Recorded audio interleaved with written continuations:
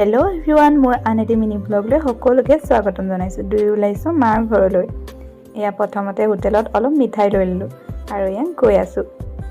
আধা ৰাস্তাতে আকৌ আমাৰ বসন্তীখনত তেলো ভৰাই ল'লোঁ। এই যে ৰাস্তাটো মোৰ ইমান ভাল লাগে, দুয়োফালে চাহ বাগান আছে। আৰু এয়া ফাইনেলি ঘৰ আহি পাই গ'লোহি। আহি পাই প্ৰথমে চাহকণ খাই ল'লোঁ।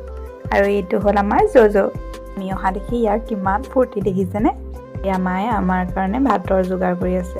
এইটো বিহুত ঘৰতে অহা নহ'ল, সেইবাবে মায়ে আমাৰ কাৰণে চেৱা দিয়া ভাত, লগতে মুৰা আলু দিয়া হাঁহৰ মাংস, লগতে গোটা ভাজি বনাই আছে। এনেদৰে জুইত বনোৱা হাঁহৰ মাংস খাই কিমান যে ভাল লাগে। হাঁহৰ মাংস আৰু চেৱা দিয়া ভাত কাৰ কাৰ প্ৰিয় বাৰু কমেণ্ট এটা কৰি জনাব। বহু দিনৰ মূৰত মাৰ হাতৰ এনেদৰে ভাত সাজ খাবলৈ পালে মনটো বহুত ভাল লাগে। আজিলৈ ইমানেই। আকৌ লগ পাম আন এটি মিনি ব্লগত। ভিডিঅ'টো চাই ভাল পালে লাইক, কমেণ্ট, ছাবস্ক্ৰাইব কৰিবলৈ নাপাহৰিব।